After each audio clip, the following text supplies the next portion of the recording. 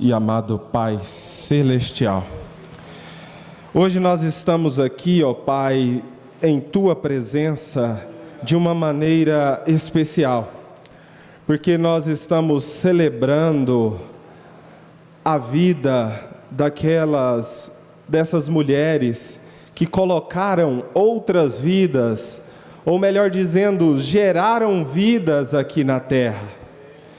E nós sabemos o quanto essas mães são importantes para nós. E o meu pedido nesta manhã é que o Senhor continue sustentando, que o Senhor continue dando saúde, que o Senhor continue dando ânimo a cada mãe aqui presente, através da internet, ó Pai. Nós te pedimos isso e nós muito te agradecemos, porque o Senhor é maravilhoso. Amém. Aleluia. Muito bom dia, no nome do nosso Senhor e Salvador Jesus Cristo, amém? Amém. Amém. Deus é maravilhoso para você, o quanto Ele é maravilhoso para mim? Amém. Não, eu acho que Ele é mais maravilhoso para mim, porque eu vou falar um amém mais alto. Deus é maravilhoso demais para mim, gente. Amém. E para você? Aí, agora melhorou. Hoje é um dia especial, porque hoje é um dia que nós celebramos o Dia das Mães. Eu cresci desde pequeno, na escola, na igreja, aprendendo que o Dia das Mães é todos os dias.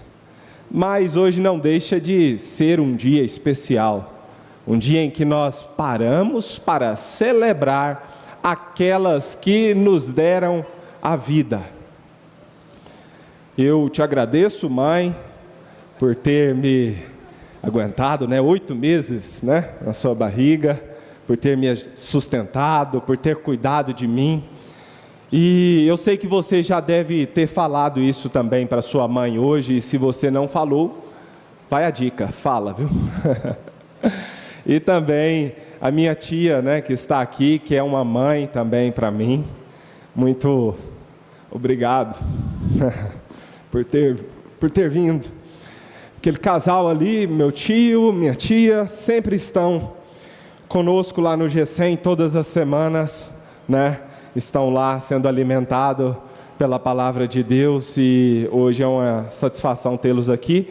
Minha prima, meu primo que veio também, e ela também é mamãe, então feliz Dia das Mães para todas vocês, E, enfim, o que eu quero dizer para vocês, mães aqui hoje, é que se você é mãe, hoje é o Dia das Mães, no plural, vocês têm algo em comum que faz vocês serem mães. E o que vocês têm em comum é algo muito importante e valioso, e na verdade é um milagre, um dos maiores milagres que pode existir na terra, é o fato de ser mãe. O milagre de gerar uma vida, um milagre de conceber. Às vezes a gente naturaliza as coisas e esquece o real motivo ou a real importância das coisas, porque a própria ciência diz que o conceber e o gerar é um milagre. Se a gente for parar para imaginar 300 milhões de espermatozoides, milhares ficam no caminho pela corrida da vida, apenas alguns milhares chegam perto do óvulo, e apenas um fecunda, ou 2, em uma gestação gemelar. É ou não é um milagre? Às vezes o mundo olha para uma concepção e naturaliza as coisas, naturaliza o fato de ser uma mãe, mas o céu olha e diz: é um milagre que está acontecendo. Amém? É um milagre gerar. A gente fica olhando e hoje a gente consegue andar e a gestação começa com um espermatozoide que vai tomando forma, que é uma bolinha, que tem uma cauda, que vai perdendo a cauda e vai se formando os brotinhos da mão, os brotinhos dos pés, as pernas. e chega ao que nós somos hoje. É ou não é um milagre isso? A ciência mostra que os órgãos de uma mãe, eles se movimentam durante o crescimento. O coração chega a se deslocar 5 centímetros do seu local original. E como assim? Isso tudo faz parte do milagre do gerar. Por isso que hoje eu quero honrar a cada mãe aqui presente, porque vocês carregaram vida dentro de vocês. Vocês não somente carregaram vida, mas vocês nutriram vida, e isto é um milagre. É natural que nesse Dia das Mães a gente lembre de mães que não estão mais conosco, que já se foram, partiram e estão no Senhor. Mas eu quero trazer uma palavra para você, porque esse Dia das Mães é sim um dia de uma mãe, mas também é um dia de um filho honrar uma mãe. E que Deus console o seu coração, que Deus te dê alegria de lembrar da sua mãe nesta hora, sobretudo do legado que ela deixou e perpetua em você. Amém?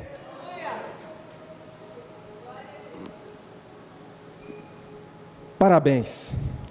Parabéns pelas noites difíceis, parabéns pelas noites mal dormidas, parabéns pelas dores nas costas, parabéns por amamentar, parabéns por aguentar esse choque emocional de altos e baixos. Parabéns. E aí eu digo para você, mãe, valeu a pena? Tem valido a pena ser mãe?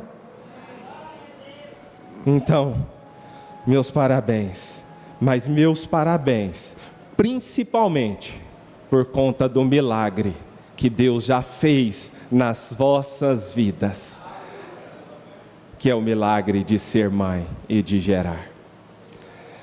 Nesta manhã, há várias mulheres na Bíblia que nós poderíamos trazer uma meditação em cima delas, e trazer reflexões e conceitos daquilo que elas viveram e vivenciaram, que a gente poderia trazer hoje aqui para nós e para os dias atuais. Mas hoje eu quero trazer aqui a história de uma mulher que desejou muito ter ou ser aquilo que vocês são, e ela alcançou. Na Bíblia mostra no livro de 1 Samuel, capítulo 1, agora a gente vai ler esta história. Conta a história de Ana. E a história de Ana, ela representa muitas mulheres hoje, porque a história de Ana mostra que ela tinha amor do coração, mas ela carregava coisas, dores que ninguém via. E sabe qual que é a pior dor? É aquela que você carrega que ninguém vê. Sentimentos, frustrações, ver quadros negativos e você não consegue externar aquilo. Uma das piores dores é aquela dor que você não consegue externar. É uma dor que te corrói por dentro. Aquela dor que Ana teve de desejar algo profundamente, mas uma dor de não conseguir ter. Talvez esse seja o reflexo de muitas mães hoje, que já passaram pelo milagre de gerar, mas que hoje estão sofrendo dores silenciosas, que hoje estão sofrendo frustrações, problemas. Mas o quadro que eu quero mostrar hoje para vocês é que Ana, ela não apenas recebeu um milagre, mas ela desenvolveu posturas antes do milagre acontecer. Porque talvez hoje você veio querendo um milagre da parte de Deus, mas antes Deus precisa te mostrar que há coisas que você precisa entender, que você precisa crer, posturas antes de um milagre acontecer na sua vida. Por isso que eu quero compartilhar aqui 3 lições na vida de Ana, que vai mudar a sua perspectiva e a visão como você vê os seus problemas hoje. Então, o que eu espero de você nessa manhã é que você abra o seu coração. Abra o seu coração e esteja atento ao que Deus irá falar. Amém? Estão comigo? Amém? Então abra a sua Bíblia no livro de 1 Samuel, capítulo 1, versículo 1 até o 20. Abra a sua Bíblia no livro de 1 Samuel 1 a 20, nós vamos ler. É a história desta mulher, Ana. Está no livro de 1 Samuel, capítulo 1.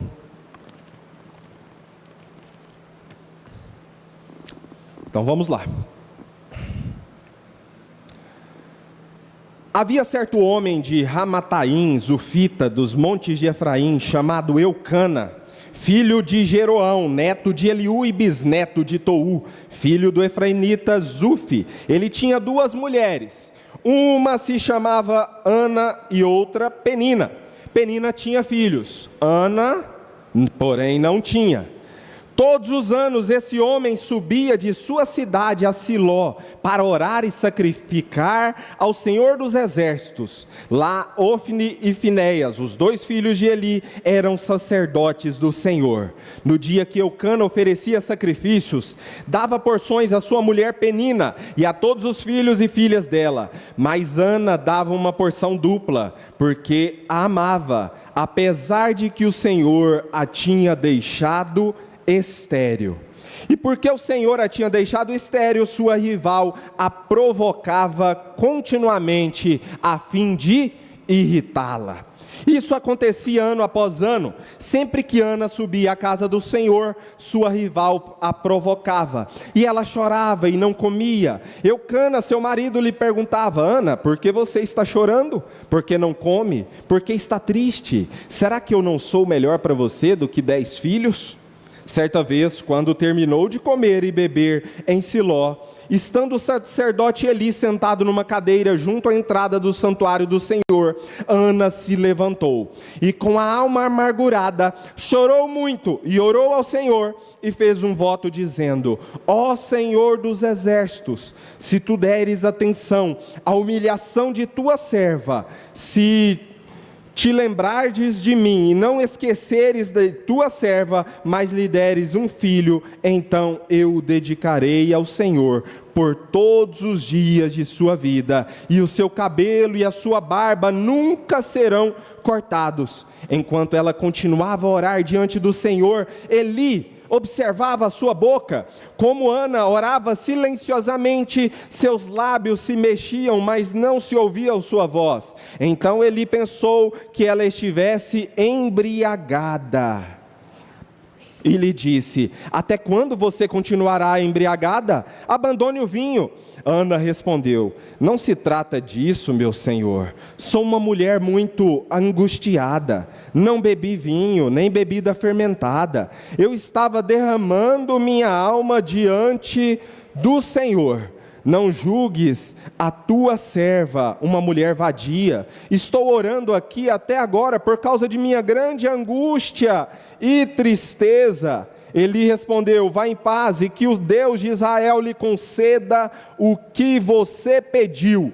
E ela disse: espero que sejas benevolente para com tua serva. Então ela seguiu o seu caminho, comeu, e o seu rosto já não estava mais abatido. Na manhã seguinte, eles se levantaram e adoraram o Senhor. Então voltaram para casa em Ramá. Eucana teve relações com sua mulher, Ana, e o Senhor se lembrou dela. Assim Ana engravidou e no devido tempo deu à luz a um filho e deu-lhe o nome de Samuel, dizendo: eu pedi ao Senhor. Amém. Você quer que Deus se lembre de você nesta manhã. Talvez você tenha um pedido, algo que você esteja querendo gerar, mas você não vê solução, parece que está infértil, parece que não tem uma melhora, e você simplesmente pode colocar o seu caso perante o Senhor, e será maravilhoso demais, quando você ouvir de Deus falando: filho, filha, eu lembrei de você. Se você quiser, anote. Eu quero trazer 3 lições nessa história de Ana. A primeira lição é: nem toda demora significa negação.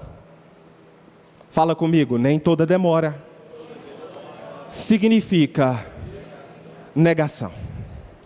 É certo que toda demora, ninguém gosta de coisa demorada e nem de gente demorada, né? A gente sempre tem que se esforçar para chegar no tempo certo. A gente sempre tem que se esforçar em compromissos. Mas quando nós queremos algo, temos o desejo profundo de algo, e quando aquilo não acontece, a primeira coisa que a gente pensa é: se demorou é porque Deus esqueceu. Se demorou é porque não vai acontecer. A gente tende sempre a ver o lado pior e ruim das coisas. Quando uma demora acontece, ninguém pensa: ah, está demorando é porque vai vir perfeito. Talvez até pensa, pelos olhos da fé, mas é natural que primeiro você pense: espera aí, se está demorando é porque não vai dar certo.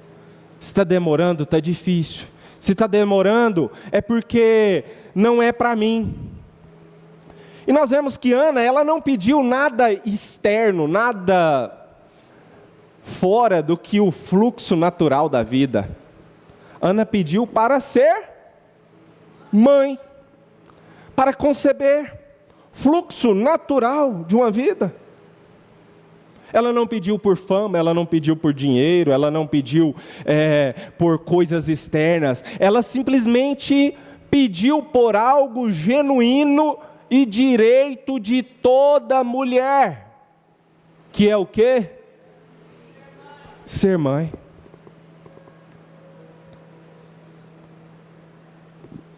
A gente pensa: está difícil, é porque vai dar errado. Mas a história de Ana nos prova o contrário. Ela prova que não há dores silenciosas que você não possa vencer. Não há barreira que você não possa transpor. Não há montanhas que você não possa alcançar. É seu direito, você é filho, você é filha de Deus. Tem um louvor do irmão Lázaro que diz assim: já faz um tempo que você clamou, por muitas vezes sim você chorou, mas a vitória nunca, nunca vem. Não, não, não, não vem. Então você pergunta a Deus: por quê? O que eu fiz, Senhor, para merecer? Misericórdia, Deus. Eu sou teu filho. Pensa o pedido de Ana dentro daquele templo. Ela não pediu nada externo, ela pediu um desejo de gerar. E quantas mães já passaram por isso, mas hoje se encontram com problemas, com dores silenciosas, com casamento se desfazendo, ou sofrendo a dor do abandono, ou tendo que ser mãe e ser pai ao mesmo tempo, ou sofrendo violência doméstica. Quantas mães estão sofrendo no silêncio? Quantas mães estão tendo que trabalhar em 2 turnos para sustentar os seus filhos.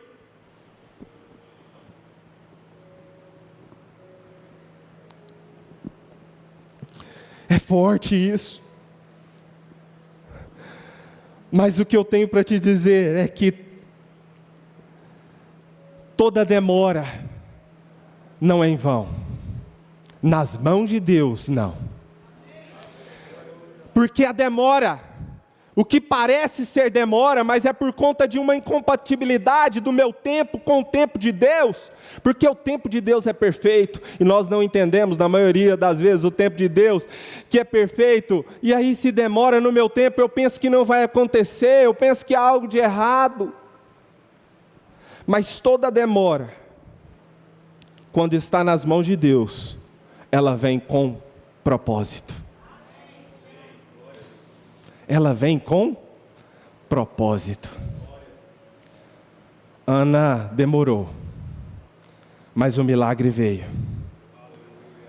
Sabe quem que era o filho dela? Ela gerou Samuel, um profeta, que anos depois, iria impactar gerações.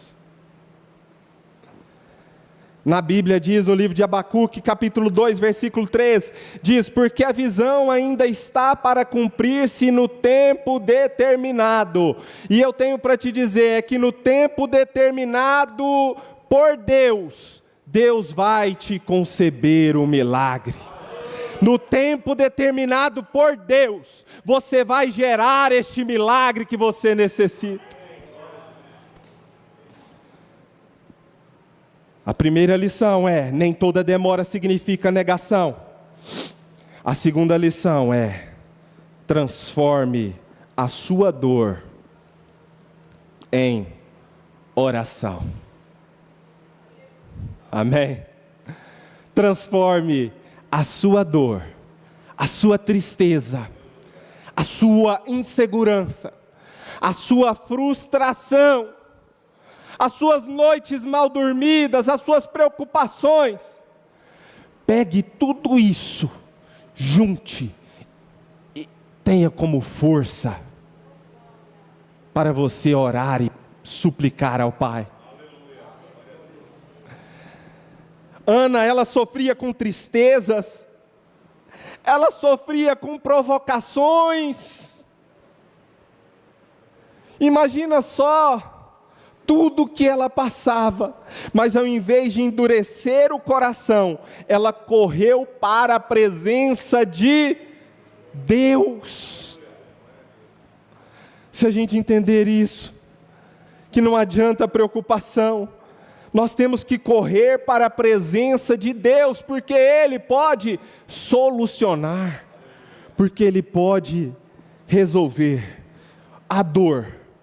Ou ela te aproxima de Deus, ou ela te afasta de Deus. É forte, mas você precisa saber disso. Porque tem gente que quando vem a dor, ele se fecha, ele se afasta, ele se nega, ele não assume aquela dor. Ele começa até mesmo a brincar com a sua dor. Ele começa a relativizar a sua dor. Não permita que ninguém rie, que ninguém zomba da sua dor. Sobretudo não pessoas externas, mas você mesmo. Ana, ela plantou lágrimas. Ela foi no templo. O sacerdote Eli pensou que ela estava embriagada, porque não ouvia a sua voz e ela apenas mexendo os lábios.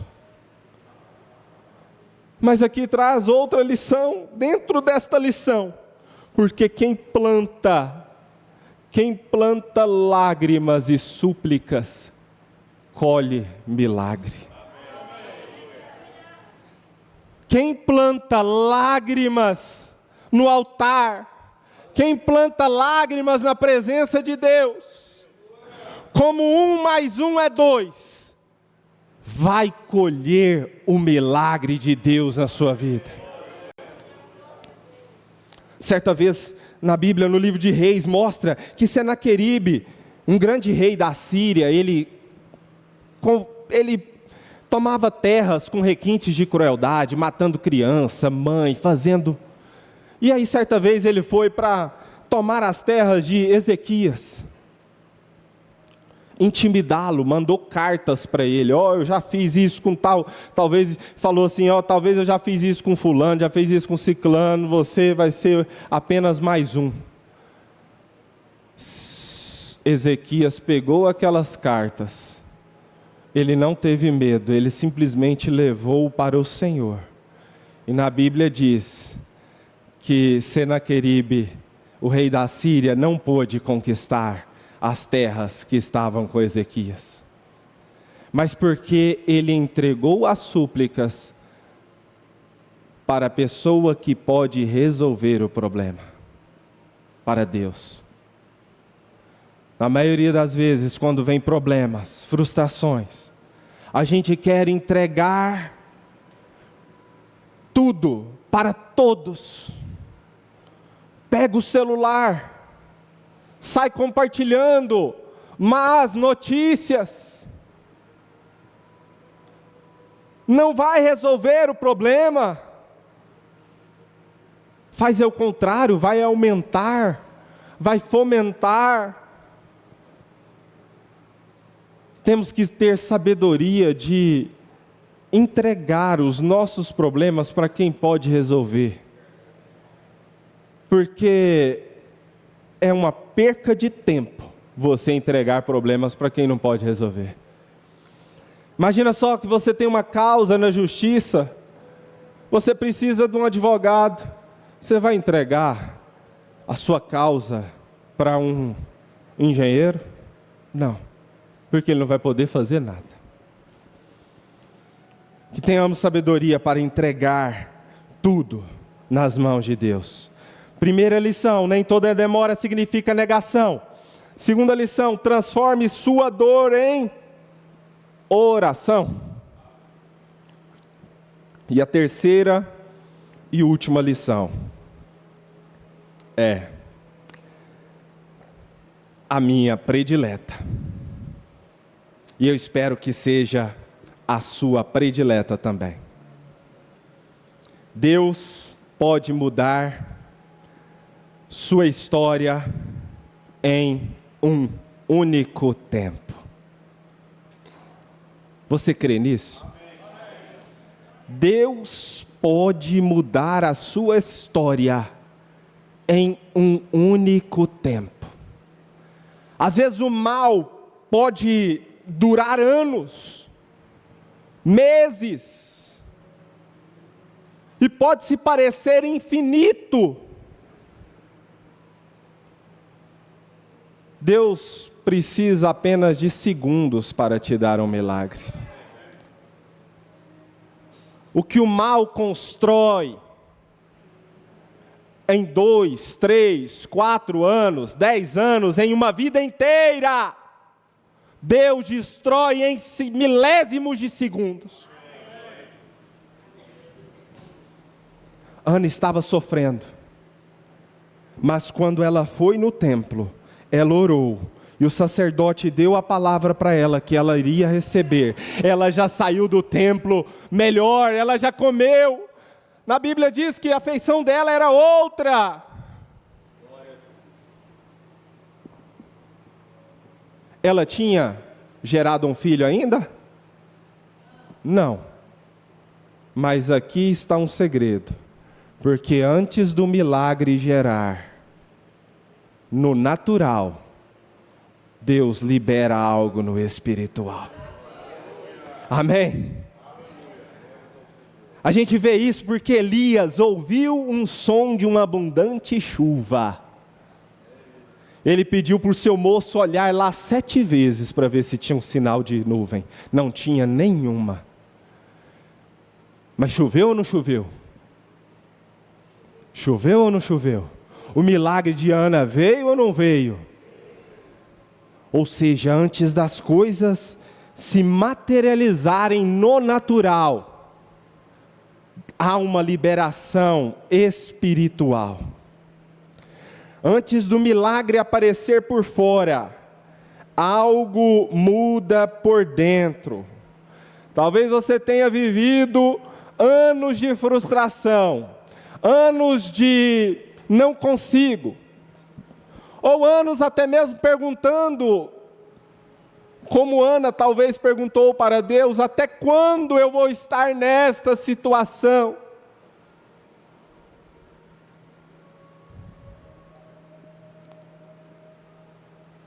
Em apenas milésimos de segundos, Deus vira a página da sua história e escreve uma história nova. Você quer uma história nova na sua vida?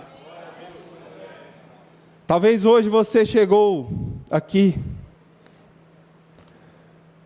e você sentiu, é um dia especial, sentiu o amor envolvido. Agora nós vamos ter um tempo à mesa, nós vamos sentar. Tem um mural ali muito bonito, feito para você tirar as suas fotos. Vocês mães, um dia especial, mas talvez hoje tem algo dentro do seu coração que você ainda está preocupada, ou você está cansada de esperar, ou você está esperando uma melhora em alguma área da sua vida que você sabe qual é, mas essa dor está silenciosa dentro de você. Sabe o que Deus mandou eu vir aqui e te dizer nesta manhã? Ele disse para eu dizer isso para você: o mesmo Deus que esteve contigo, receba essa palavra. Levanta a mão, você mãe. O mesmo Deus que esteve contigo e te ajudou a ser mãe, te capacitou a ser mãe.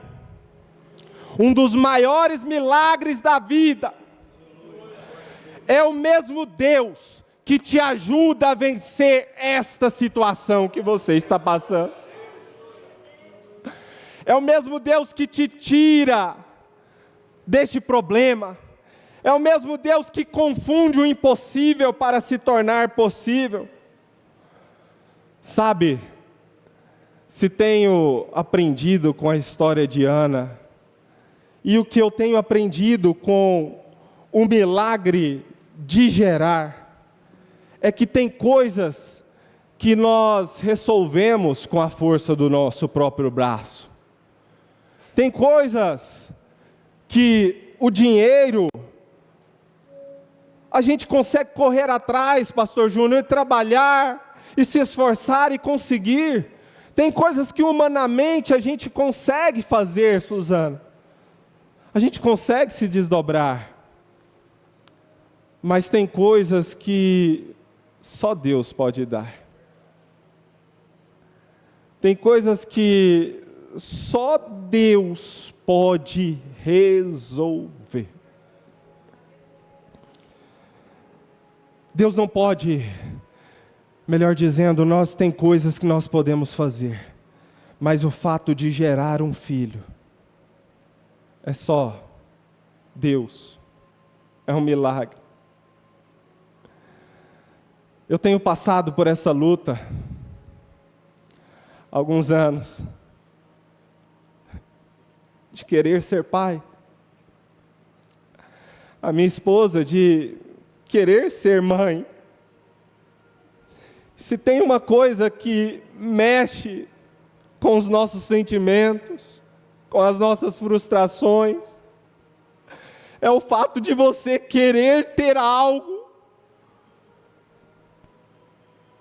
Não dinheiro, não fama, mas algo genuíno e não conseguir ter. São dores silenciosas, que doem, que te corroem por dentro, porque não é só o fato de não gerar, mas é os sentimentos que vêm, carrega e corrói a gente por dentro. Um sentimento de incapacidade, um sentimento de insuficiência. E não tem sido fácil. Porque são dores que a gente não consegue externar, a gente não consegue falar. Quantas vezes eu chorei sem ninguém saber? Quantas vezes a minha esposa chorou sem ninguém saber?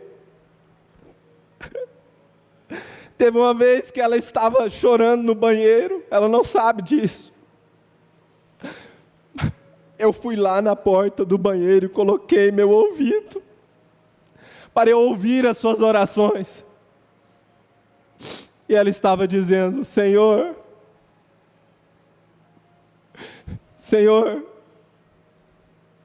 eu só quero ter um filho. Por favor, me dê um filho.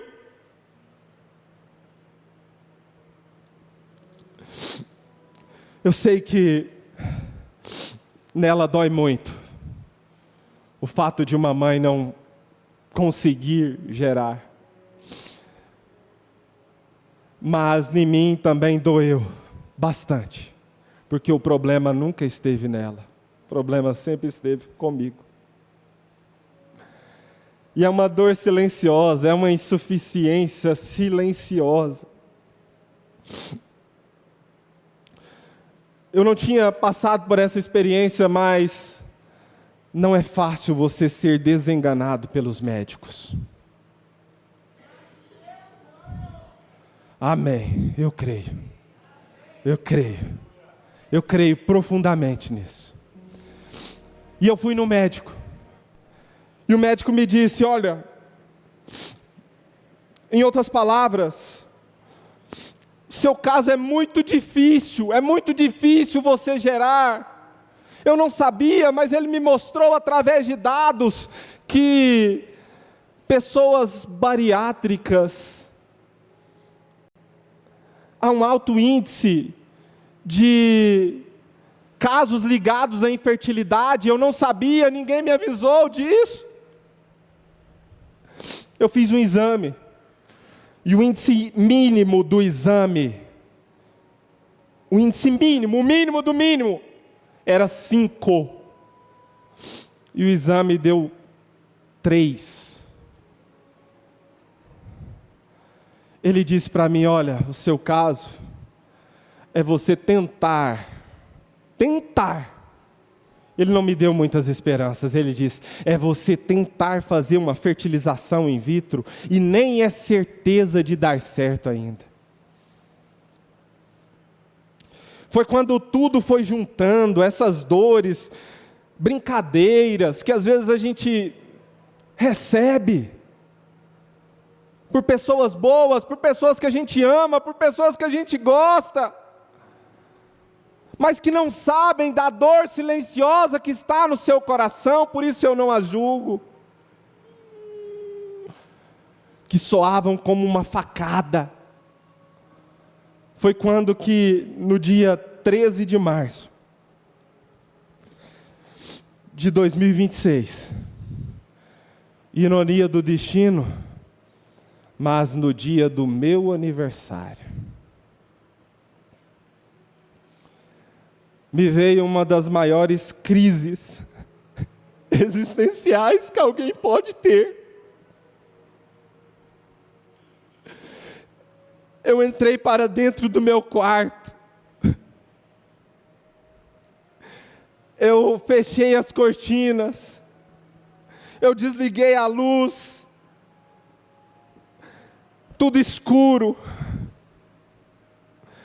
e eu tremia, eu chorava, eu estava desesperado. Me veio uma crise ali de ansiedade e pensamentos ruins e aquelas coisas, e você fala assim: meu Deus, eu não tenho esperança. Tudo que eu queria era realizar o sonho da minha esposa. O que eu faço? Ela entrou no quarto, acendeu a luz e ela perguntou por que eu estava daquele jeito. Eu falei para ela tudo, menos o real motivo. Talvez esteja sabendo agora. A gente esconde. Sabe por que a gente esconde? Porque a gente tenta ser forte. Mas naquele momento de crise, naquele momento em que eu pensei que não tinha nenhuma saída, foi quando eu lembrei e falei assim: Senhor, eu preciso crer, mas não somente crer no sentido de, porque tem muitas pessoas que pensam: eu preciso sentir, ter fé, eu preciso esperar para crer no impossível.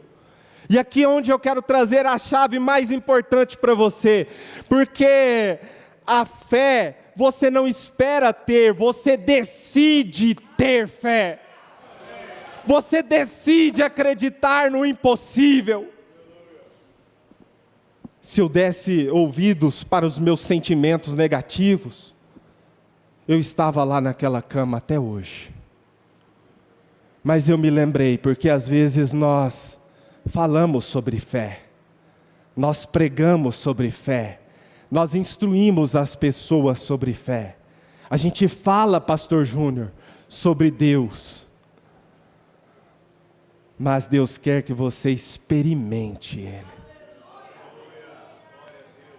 De nada vale o falar que você tem fé, se você não experimenta ter fé.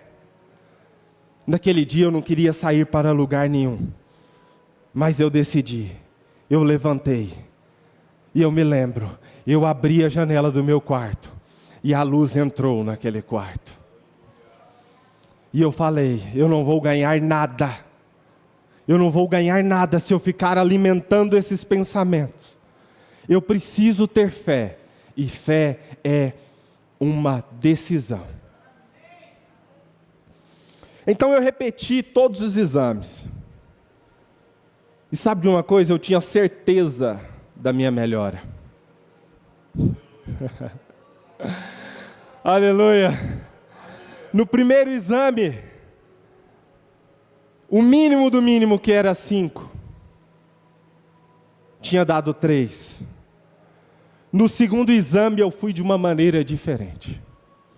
Eu realmente estava com a certeza de que iria melhorar. Eu estava tão ansioso que eu não aguentei ir pessoalmente. Eu pedi já para mandar no WhatsApp. A mulher da clínica falou assim: ainda não está pronta, ainda não deu o horário, tem 24 horas. Eu falei assim: não, mas eu preciso agora, eu preciso constatar que há uma melhora. E sabe, aquele exame que tinha dado 3, eu repeti todos os exames. E sabe quanto que deu? 0.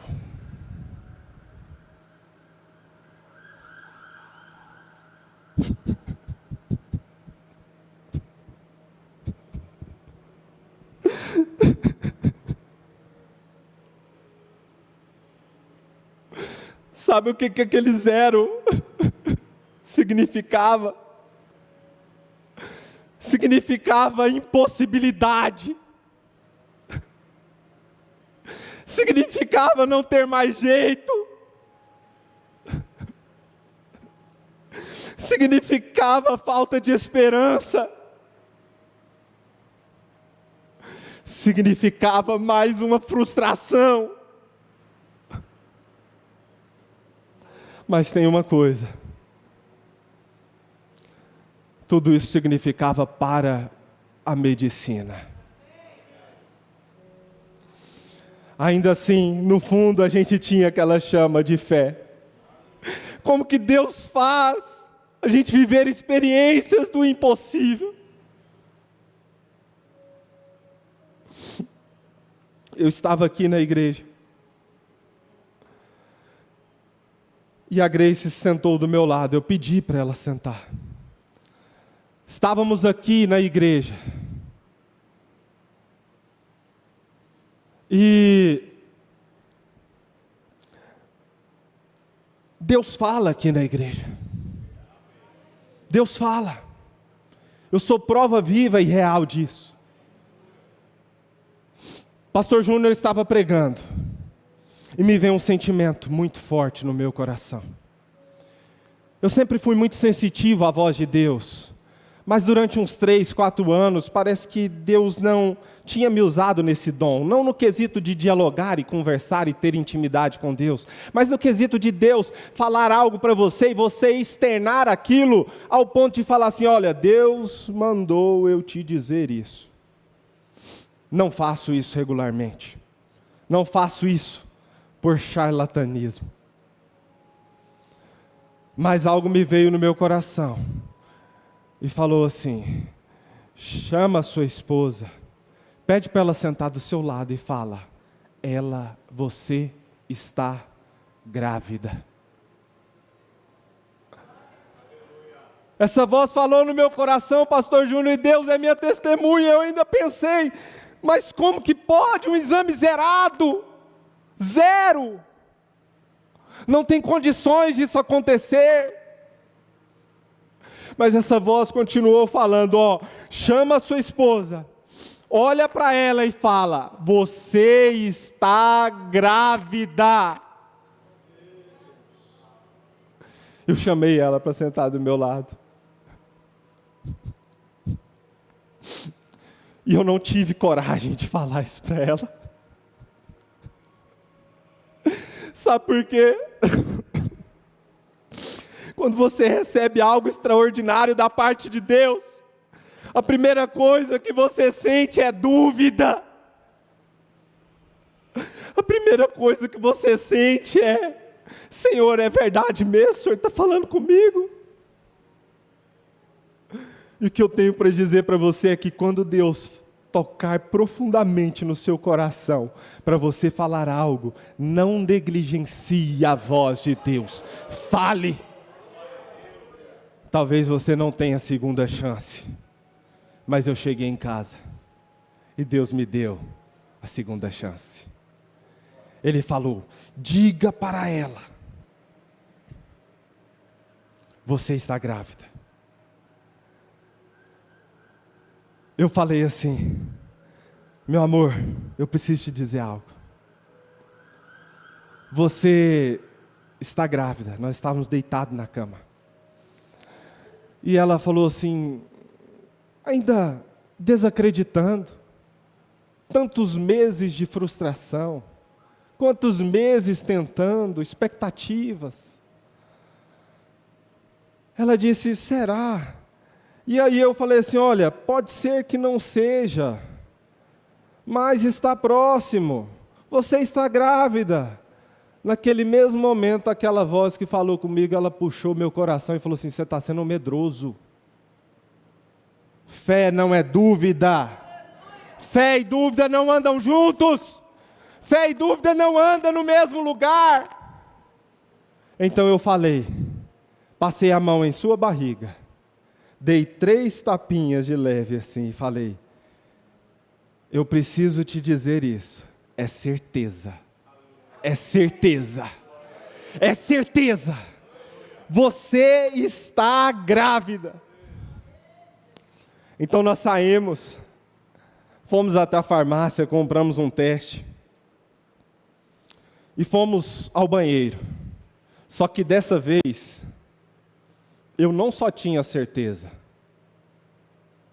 mas eu tinha a fé. A fé. Aquela substância invisível, que antes de você ver, antes de se materializar, você já consegue ter a certeza. E no caminho daquele banheiro me passou uma cena, um filme na minha cabeça, de cada vez que eu via ela chorando, triste, e eu também, triste, amargurado. E o que eu tenho para dizer é que dor nenhuma nesses meses, que frustração nenhuma, foi comparada quando eu vi naquele teste.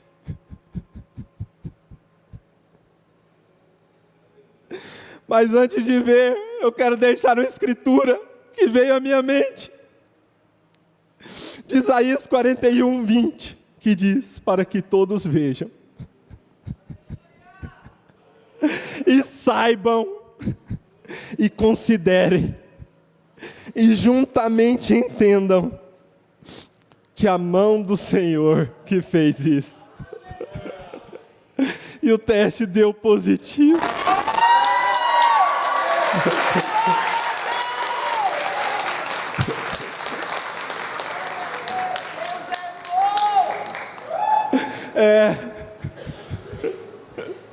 Gente, que sensação indescritível.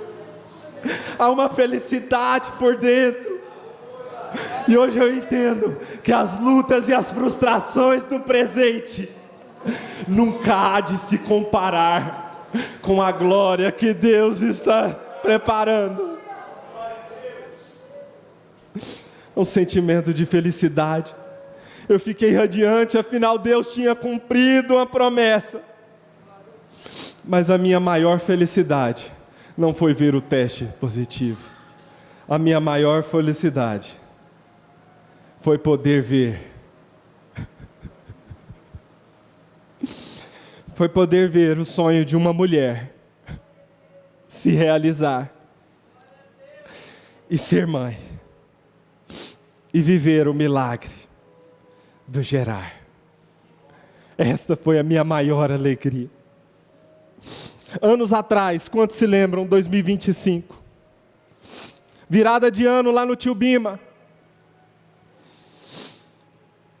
Eu li uma escritura em Ezequiel que dizia: Ezequiel no vale de ossos secos, fale, profetiza. Eu falei, profetizei. Ela pegou o microfone e disse: eu já posso sentir o bebê em meus braços. O ano passou, o tempo passou, os meses passaram, mas a vitória veio. O milagre veio. E o que eu tenho para te dizer nesta manhã é que não se trata só de mim. Não se trata apenas do milagre que Deus fez na minha vida e na vida da minha esposa. Mas se trata do milagre que Deus pode fazer na sua vida hoje. Se trata do impossível que Deus pode se tornar possível para você hoje. Porque talvez você estava aqui arrasado, tem uma causa, quer pedir para Deus e você pensa que isto é impossível. Hoje eu sou experiência e prova viva disso, que Deus faz o impossível se tornar possível. Deus confunde os diagnósticos para te abençoar. Talvez eu poderia pensar, é muito cedo para anunciar. Nós fizemos os exames, está tudo bem, tudo perfeito. Amanhã ela entra no 3º mês. Mas eu já estou vivendo um milagre. Nós já estamos vivendo um milagre.